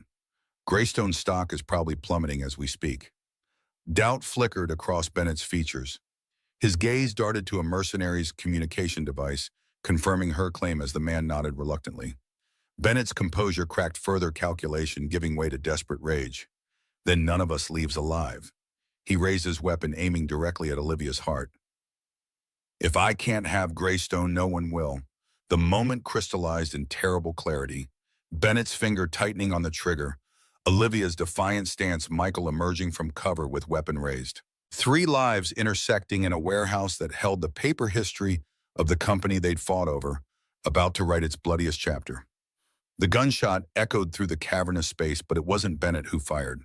From the warehouse entrance, a haggard figure supported by an FBI agent stood with smoking pistols still raised. Richard Warren, looking decades older than his years, face gaunt from poison and betrayal, had shot his protege in the shoulder. Bennett crumpled more from shock than the wound itself. Richard, you're supposed to be incapacitated. The experimental treatments, the dosage was calculated. Richard's voice emerged weak but determined. I stopped taking your vitamin shots months ago, Bennett. Started having them analyzed instead. His frail body trembled with the effort of standing. I just needed evidence, needed to understand why. Why, Margaret? She loved you like a brother. Bennett's mercenaries, sensing the shifting tide, began melting away rather than engaging federal agents now flooding the warehouse. Bennett himself stared at Richard with naked hatred, decades of carefully constructed facade finally shattered. She chose you. Everything I wanted you took. The company should have been mine. Margaret should have been mine. Even Olivia. I should have been her mentor, her guide into the business world. FBI agents secured Bennett, reciting rights he barely seemed to hear as he continued his tirade. Richard collapsed into a wheelchair provided by medical personnel, the exertion of his dramatic entrance depleting his limited strength. Olivia rushed to her father, professional detachment finally breaking completely as she knelt beside him. Daniel's team had brought him from the hospital against medical advice, a desperate gamble that had saved her life. Michael secured the perimeter with Daniel military precision, returning in the aftermath of chaos. The live stream continued documenting everything: the arrest, the family reunion, the evidence collection. Bennett's carefully constructed empire dismantling in real time before a global audience. In a quiet moment between debriefings, Olivia found Michael having his arm properly bandaged by a paramedic. Their eyes met across the warehouse floor, now crawling with federal agents and evidence technicians. They'd entered as fugitives and would leave as witnesses, their status transformed by truth finally exposed. Richard was returned to medical care, the arsenic poisoning having done irreversible damage despite discontinued exposure. Bennett faced multiple charges: attempted murder, conspiracy, embezzlement, corporate fraud, his empire of lies crumbling beneath the weight of evidence he'd arrogantly preserved. Olivia stood outside the warehouse in pre-dawn light, watching federal agents lead Bennett to a transport vehicle. The man who'd shaped her life through tragedy now appeared diminished, ordinary in handcuffs, his power evaporated like morning mist. Michael joined her, Sophie's voice still bright in his ears from a brief call confirming her safety. The adrenaline crash left them both hollow-eyed and exhausted, running on reserves depleted by days of constant vigilance. What happens now? Michael's question encompassed more than immediate logistics. Olivia watched the transport vehicle disappear around a corner, Bennett's shadow finally lifting from her life. I rebuild. Not Greystone that's beyond salvation, but myself. She turned to face him fully. I've spent 22 years becoming someone I thought my father needed, someone formed by grief I didn't understand. Now I find out who Olivia Warren actually is. The morning sun crested the horizon, painting the industrial landscape in gold. They stood side by side, a maintenance worker and a CEO, united by survival, by purpose, by something neither was ready to name. Different paths had led them to this moment, and different futures awaited, but for now they shared the quiet victory of truth revealed and lives reclaimed. Across the city, news channels interrupted regular programming with breaking coverage. Greystone Industries stocks suspended trading amid allegations of massive fraud. Bennett Hayes in federal custody, facing multiple charges including conspiracy to commit murder. Richard Warren hospitalized in critical condition. And Olivia Warren, the ice queen of corporate America, missing. From the dramatic warehouse confrontation, her whereabouts unknown as authorities continued their investigation. The world was watching, but Olivia and Michael had already disappeared, moving toward the safe house where Sophie waited, toward a future neither had imagined possible days before. The chess pieces of power, wealth, and vengeance continued their dance without them, the game changing irrevocably while they chose for the moment not to play. The safe house sat on a quiet residential street in Burlington, its modest facade blending perfectly with neighboring homes. Sophie's delighted squeal pierced the somber atmosphere as Michael stepped through the door. She launched herself into his arms, small fingers clinging to his neck with fierce determination, as if afraid he might disappear again if she loosened her grip. Daniel Carter watched from the kitchen doorway, relief evident in his posture. The tension that had gripped his features for days eased at the sight of Michael and Olivia alive, if somewhat battered.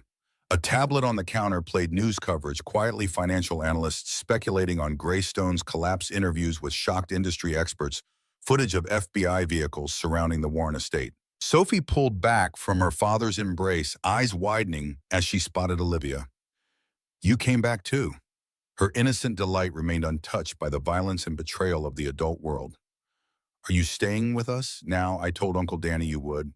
I showed him my drawing of our family. Michael and Olivia exchanged glances, reality crashing back after the adrenaline of survival.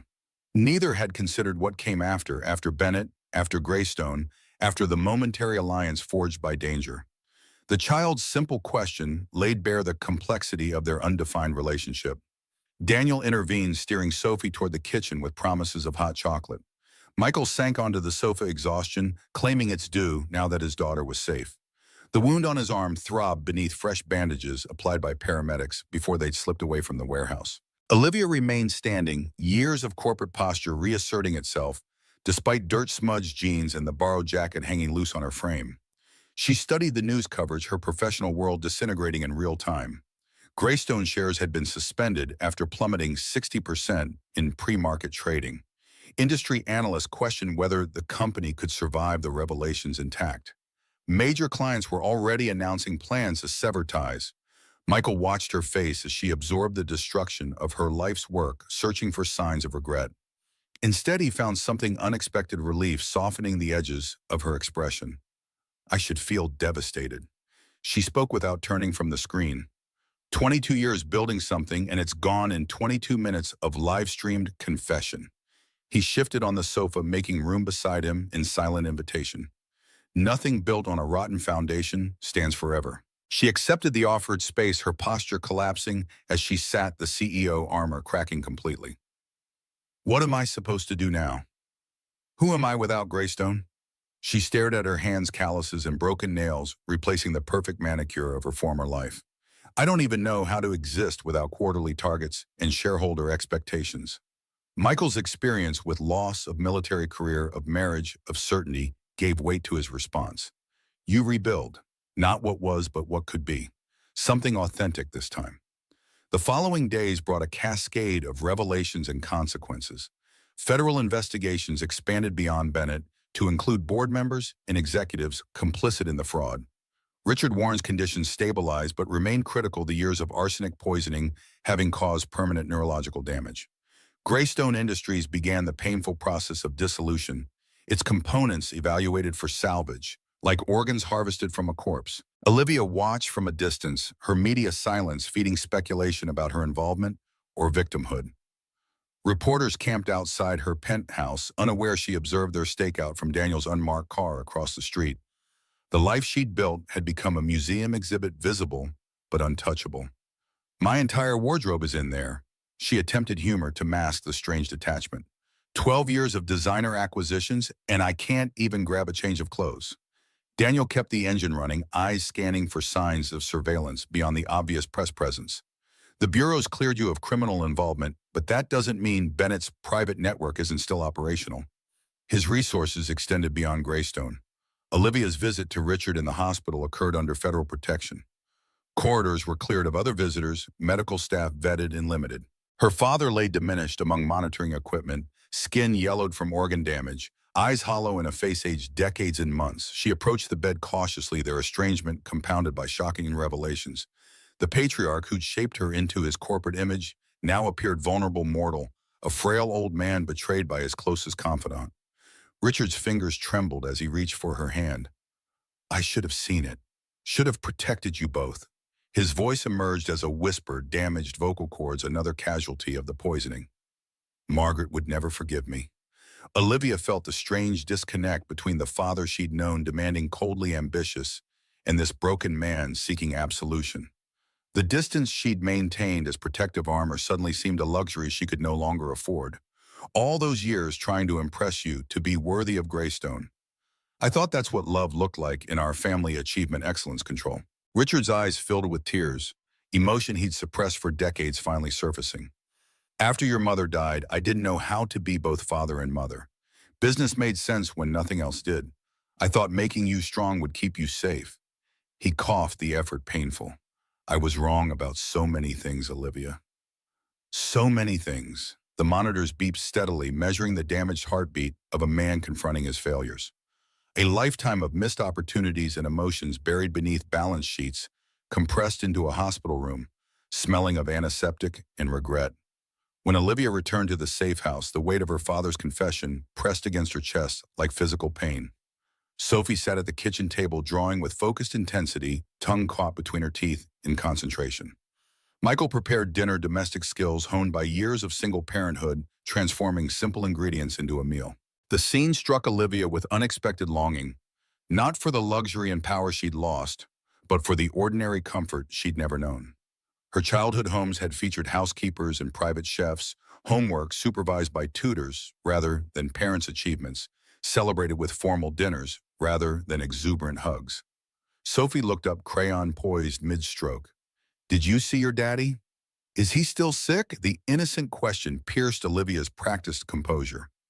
She nodded, unable to find appropriate words for the complicated truth. Sophie considered this with childhood wisdom before returning to her drawing.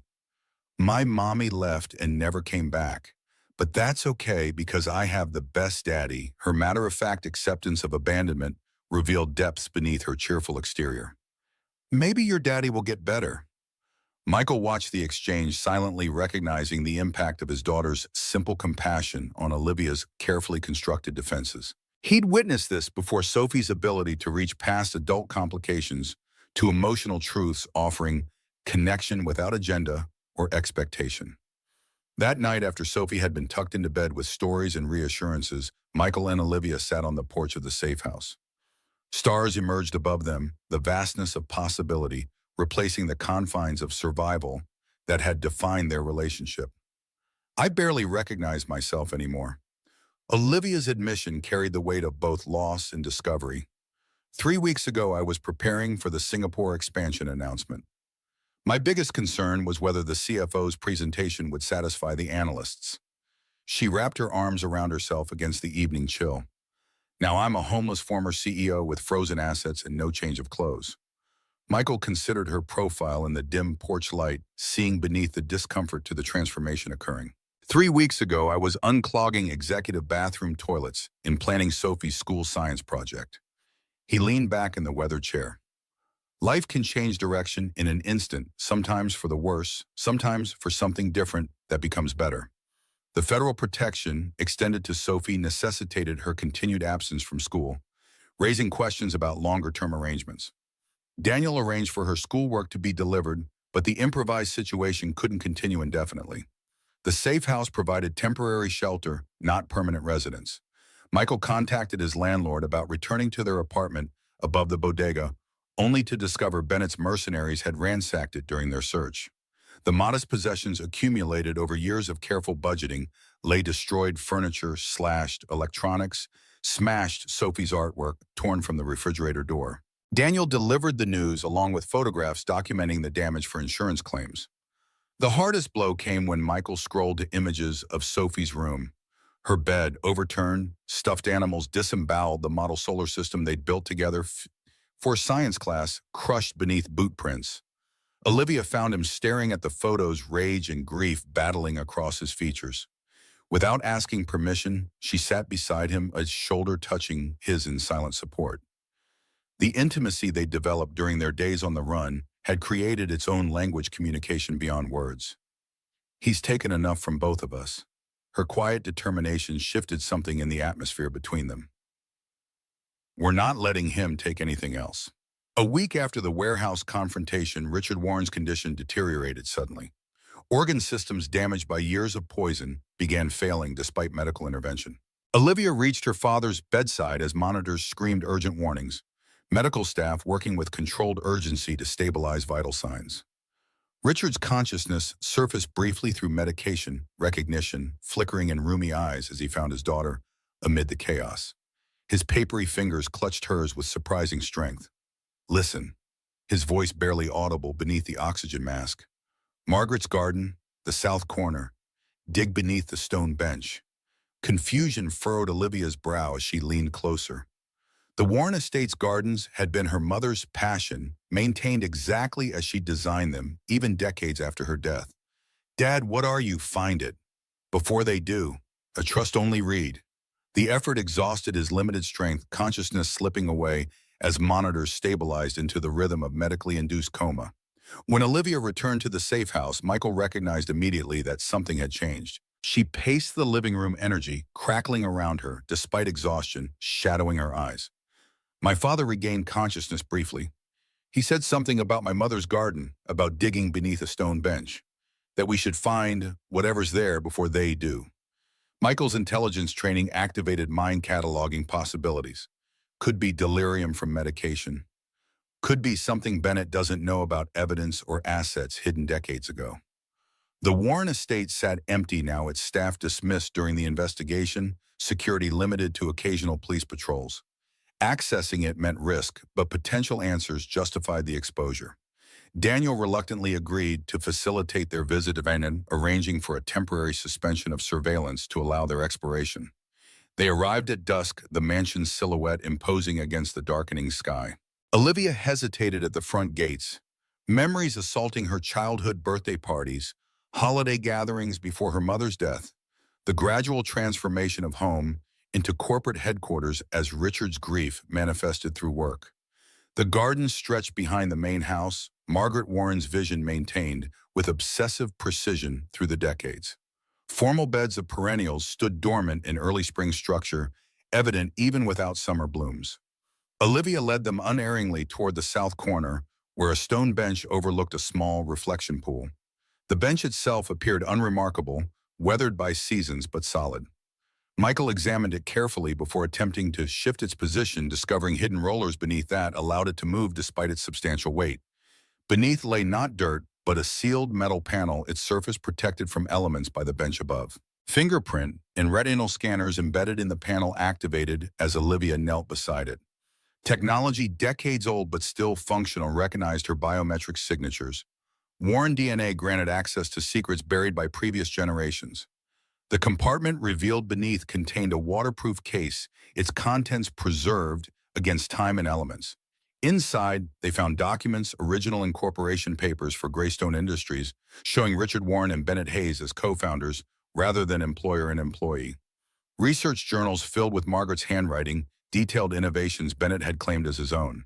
Most damning, a handwritten confession from Richard acknowledging how he'd systematically marginalized Bennett's contributions after Margaret's death erasing his former partner from company history out of misplaced jealousy and suspicion. Olivia's hands trembled as she processed this revision of family history. Bennett wasn't lying about everything. My father did steal his research, his innovations. He really did erase him. Michael examined the dates on the documents, constructing timeline against known events. Your father suspected Bennett's involvement in your mother's death, but couldn't prove it. This was his insurance policy, mutually assured destruction if Bennett ever moved against him directly. The complicated truth settled between them, neither man entirely victim nor villain, both corrupted by ambition and rivalry. Margaret Warren emerged as the connection between them, her death the catalyst for decades of festering resentment and calculated vengeance. Among the documents lay a sealed envelope addressed to Olivia in her mother's handwriting, dated days before her death. The paper inside had yellowed slightly at the edges, but remained intact, preserved in its oxygen-free environment for 22 years. My dearest Olivia, the letter began. If you're reading this, something has happened to me, and your father has finally shared the truth I've tried to protect you from. Bennett's obsession has become dangerous. I've discovered his tampering with research results, his attempts to claim credit for work he didn't do. When confronted, he threatened rather than apologized. The letter continued, revealing Margaret's plans to expose Bennett's scientific fraud, her scheduled meeting with the board that never occurred because of her accident. The final paragraph shifted from explanation to maternal wisdom preserved across decades. Remember who you are beyond any company or fortune. Your worth isn't measured in stock prices or market share. I've watched you growing into someone extraordinary, compassionate, despite your father's focus on competition, intuitive beyond your years. Don't let Greystone define you as it has defined your father. Build something that matters, something that heals rather than consumes, and know that whatever happens, my love for you transcends time and circumstance. Tears tracked silently down Olivia's face as she absorbed her mother's final communication guidance, and love preserved like a time capsule arriving precisely when needed. The letter transformed Margaret from memorial photograph to present advisor, her wisdom bridging the years of absence. Michael maintained respectful distance during this intimate reunion, securing the remaining documents while Olivia processed her mother's words. The complexity of the situation expanded with each revelation, Bennett's legitimate grievances twisted into monstrous revenge, Richard's protective instincts corrupted by grief and guilt, Margaret's legacy distorted by both men's incomplete narratives. Richard never regained consciousness. 3 days after their garden discovery, his damaged systems surrendered to accumulated poison. Olivia received the news with complex grief, mourning not just her father's death, but the relationship they might have rebuilt had time allowed. The emotional distance she'd maintained as professional strategy now became permanent opportunities for reconciliation lost forever. The funeral occurred under heavy security attendance, limited to prevent disruption. Olivia stood beside the grave as her father was laid to rest beside Margaret. Their complicated love story concluded beneath matching headstones. Former business associates offered condolences that felt hollow against her new understanding of Greystone's corrupted foundation. Michael attended with Sophie, their presence providing anchor amid corporate platitudes and media speculation. Sophie's hand slipped into Olivia's during the service, small fingers offering comfort with innocent directness adults couldn't match. When she placed a hand-picked wildflower on Richard's casket, the simple gesture pierced the ceremony's formal atmosphere, introducing genuine emotion among rehearsed responses. The reading of Richard's will revealed final surprises. While Greystone assets remained frozen pending investigation outcomes, Richard's personal fortunes, substantial, despite corporate entanglements, transferred to Olivia with specific instructions. A significant portion was designated for establishing a foundation in Margaret's name, focused on supporting female scientists and entrepreneurs denied recognition for their innovations. Most unexpected, Richard had maintained a separate property portfolio, unknown to Bennett or business associates, including a modest lakeside cabin in Vermont's Northeast Kingdom, purchased the year of Margaret's death but never visited. The deed transferred to Olivia with a handwritten note, "For new beginnings when Greystone is behind you." These final gestures suggested a father who'd known his daughter better than she'd realized, who'd recognized her growing discomfort with Greystone's culture, even as he'd pushed her deeper into it. Behind the demanding patriarch had existed another man, one who'd created escape routes from the life he'd insisted she pursue. I think he always knew I wasn't meant for that world. Olivia traced the cabin deed with her fingertip voice soft with realization. Or at least he hoped I wasn't. Michael considered this glimpse into Richard's complexity. Maybe pushing you toward Greystone was his way of making sure you'd be strong enough to leave it one day. Sometimes parents prepare their children for worlds they themselves couldn't escape. The exchange revealed the gradual evolution of their relationship from survival alliance to something more nuanced, built on mutual understanding rather than circumstantial proximity. They'd begun to see each other as people, not just the maintenance worker and the CEO thrust together by crisis. When federal authorities finally cleared Michael's apartment building for reoccupation, the return to his former residence presented complicated emotions. The physical damage had been repaired through insurance and FBI victim assistance, but the violation remained Bennett's intrusion into their sanctuary, leaving invisible marks alongside the replaced furniture and repainted walls. Sophie approached the transition with characteristic adaptability, excited to sleep in her own bed, despite its newness, eager to introduce her school friends to the rebuilt space. Michael observed her resilience with paternal pride tinged by awareness of emotional complexities she might process later when safety felt more certain. Olivia accompanied them for the homecoming, her presence during the transition unquestioned by any of them. The dynamics established during crisis had evolved into something undefined but essential, her role in their reconstructed lives no longer temporary assistance but integral component. Sophie immediately reclaimed her territory, evaluating replacement toys against remembered originals, approving structural improvements to her bedroom shelving. Her adaptation provided template for the adults watching her incorporate change into experience, rather than resisting its inevitability. Later, with Sophie asleep amid rebuilt surroundings, Michael and Olivia sat on the apartment's small balcony, overlooking the neighborhood. The bodega below had closed for the night, its neon signs dark the street quieter than the busy safe house neighborhood had been. So, Michael's question contained multitudes acknowledging transition without demanding immediate definition. Olivia watched the occasional car pass below the ordinary rhythm of city life, continuing regardless of personal upheaval. I closed on my father's cabin yesterday. It needs work. It's been empty for 20 years, but the structure is sound. She hesitated in unfamiliar territory extending before her. I was thinking Sophie might like camping this summer. Real camping, not the running for our lives variety. The invitation hung between them, its significance extending beyond seasonal recreation to potential futures neither had anticipated months earlier. Michael considered it with appropriate weight, understanding, offered paths, and chosen directions. She's always wanted to learn fishing. His acceptance carried equal significance, acknowledging possibilities beyond immediate logistics. Though I should warn you, she gets impatient if they don't bite within 5 minutes. A comfortable silence fell between them, free of the tension that had characterized their early interactions. The understanding that had developed during their flight from Bennett now evolved into something more deliberate, chosen rather than forced by circumstance. The warehouse trials began in early summer, Bennett and his co-conspirators facing justice in federal court. Olivia's testimony provided cornerstone evidence, her corporate expertise translating complex financial schemes into understandable narratives for judge and jury. Michael testified about the garage shooting, the evidence recovery, the pursuit that followed.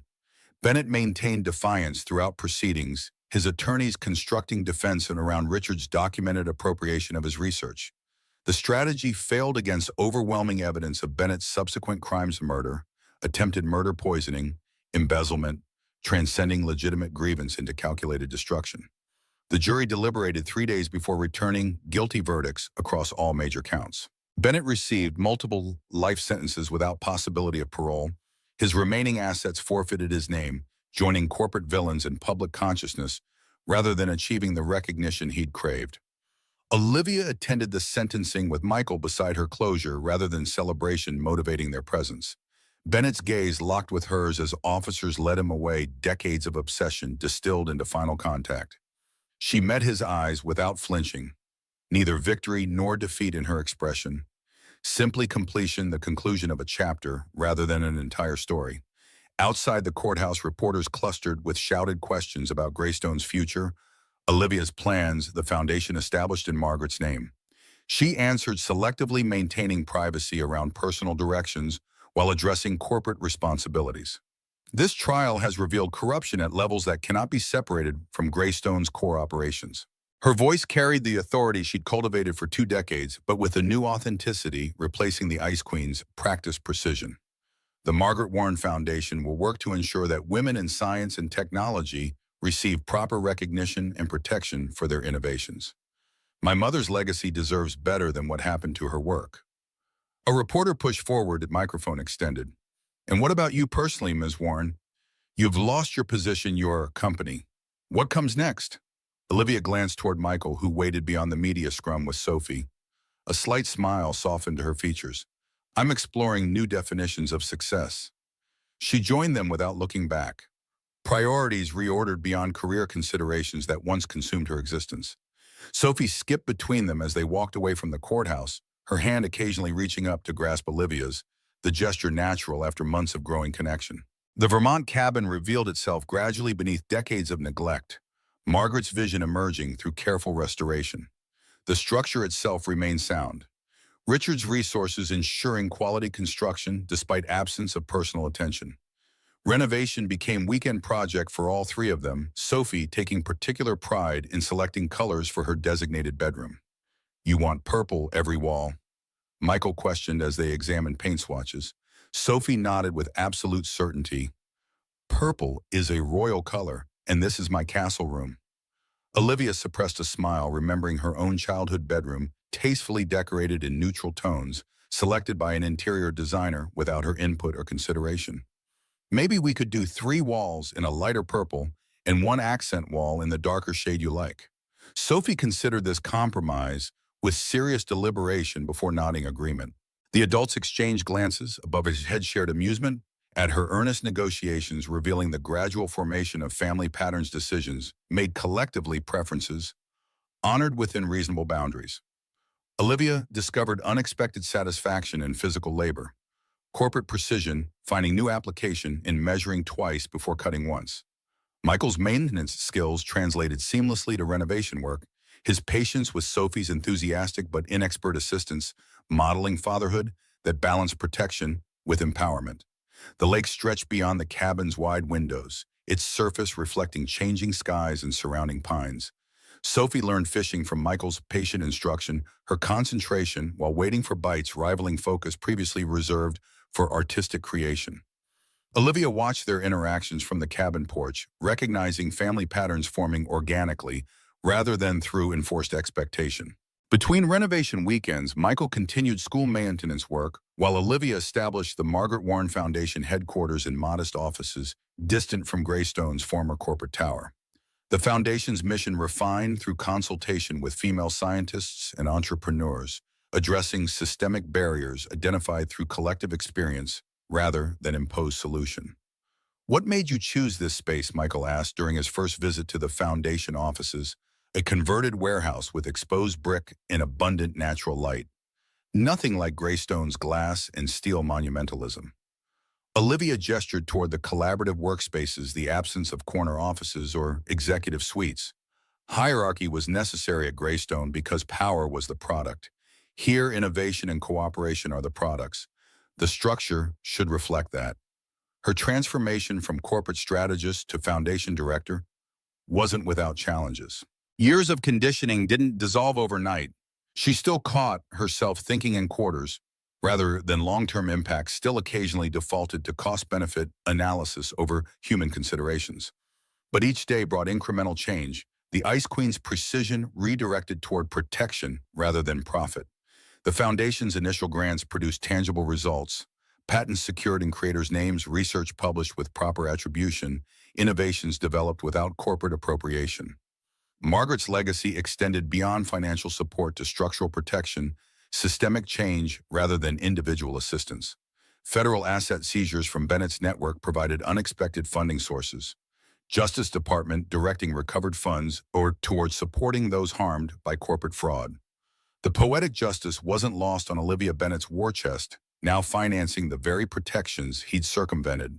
His tools of destruction repurposed for creation. Sophie's drawing remained prominently displayed in both apartment and cabin. 3 figures holding hands beneath crayon sky family constructed through choice rather than circumstance. Additional artwork joined the original, her artistic development, chronicling their evolving connection through child's perspective, uncomplicated by adult hesitation. Vermont's autumn painted surrounding forests in spectacular color transformation, making the cabin almost unrecognizable from its abandoned state months earlier. They gathered around the fire pit Michael had constructed, flames warming the cooling evening air as stars emerged above the lake. Sophie roasted marshmallows with intense concentration, determined to achieve perfect golden brown rather than characteristic charring from previous attempts. Her growth over months measured not just in inches, but in confidence, in security restored after disruption and trust rebuilt through consistent presence.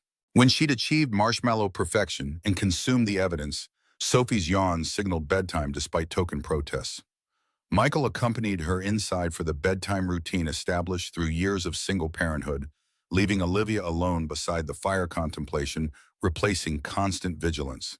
He returned to find her watching flames consume cedar logs, light dancings across features softened from corporate precision to something more contemplative. The Ice Queen had melted, completely replaced by a woman both stronger and more vulnerable than her former persona had allowed. I received another publisher offer today. Olivia poked the fire with a stick, sending sparks spiraling upward.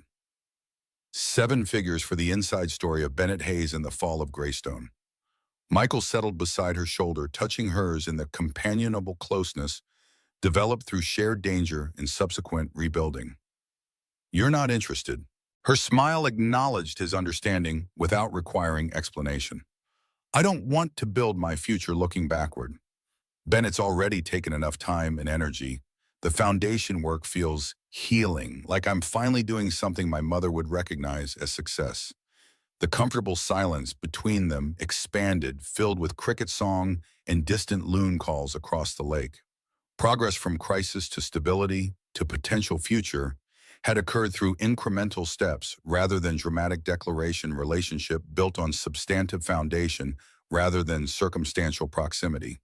When Michael finally spoke, his words carried weight beyond immediate conversation. I've been offered the facilities director position at Sophie's school. Better hours, benefits, holidays, and summers aligned with her schedule. Olivia studied his profile in the firelight. Understanding the life restructuring, this represented career advancement, balancing professional growth with parental responsibility. That's wonderful. You deserve recognition for your skills beyond maintenance work. His hand found hers in the gathering darkness, the contact deliberate rather than incidental. I've been thinking about a more permanent arrangement here. At the cabin, he gestured toward the structure they'd rebuilt together. If that's something you might consider. The question's significance hung between them. Potential futures contained within carefully chosen words. Olivia's corporate training had prepared her for high-stakes negotiations across boardroom tables, but nothing had equipped her for this more personal proposal, with implications extending beyond business quarters. When I was the Ice Queen, my worth came from what I produced, what I controlled. She interlaced her fingers with his, the simple gesture carrying commitment beyond verbal declaration. Now I'm learning to value what I create, what I nurture.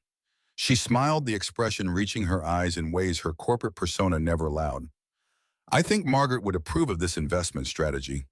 Morning found them on the dock, coffee steam rising in the crisp air, as Sophie attempted to capture the lake's mirror surface in watercolor's tongue caught between her teeth in familiar concentration. Ducks paddled nearby, occasionally disrupting perfect reflection with rippling wakes. Michael watched his daughter's focused creativity, the morning light illuminating changes subtle and profound. The hypervigilance instilled through military service and reinforced during their flight from Bennett had finally eased, replaced by awareness without constant tension. Safety established through justice rather than continuing evasion. Olivia joined them with breakfast prepared, according to Sophie's exacting specifications. Pancakes with blueberries arranged in smiley face patterns, a skill developed through weekend practice sessions. Her transition from executive who delegated meals to person who created them symbolized broader transformation, from directing others to direct participation, from authority to collaboration. Sophie evaluated the pancake faces with mock seriousness before declaring them acceptable, her approval generating disproportionate satisfaction compared to corporate achievements that had once defined success. She returned to her painting while the adults enjoyed quiet conversation, ordinary pleasures replacing extraordinary circumstances. The lake stretched before them, surface catching morning light in diamond patterns. Beyond the water, forest climbed surrounding mountains in autumn splendor, natural calendar marking seasonal transition. The cabin behind them stood restored, its structure, sound, its purpose redefined from memorial to living space. When Sophie completed her artistic endeavor, she presented it with ceremony befitting significant achievement. The watercolor captured not just the landscape, but the dock itself, three figures seated together watching the sunrise. Our family at our home.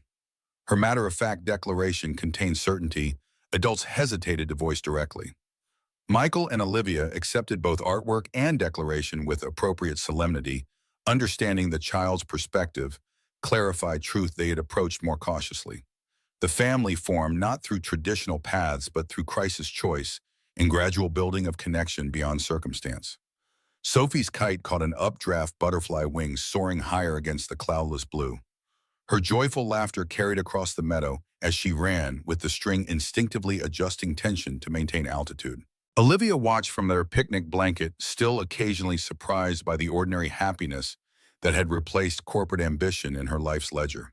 The foundation work continued expanding, purpose refined through experience rather than theoretical planning. Building something healing rather than consuming had shifted from aspiration to ongoing reality.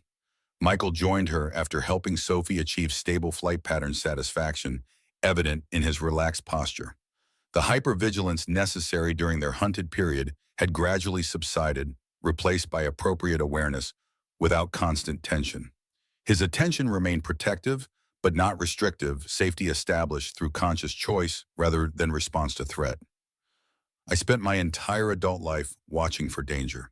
His voice carried the peaceful reflection of a warrior who'd found his way home. I became so good at spotting threats that I forgot how to recognize opportunity when it appeared. Olivia leaned against his shoulder, the contact comfortable rather than calculated. From Ice Queen to CEO to fugitive to foundation director, the transformation might appear radical from external perspective, yet felt organic from within.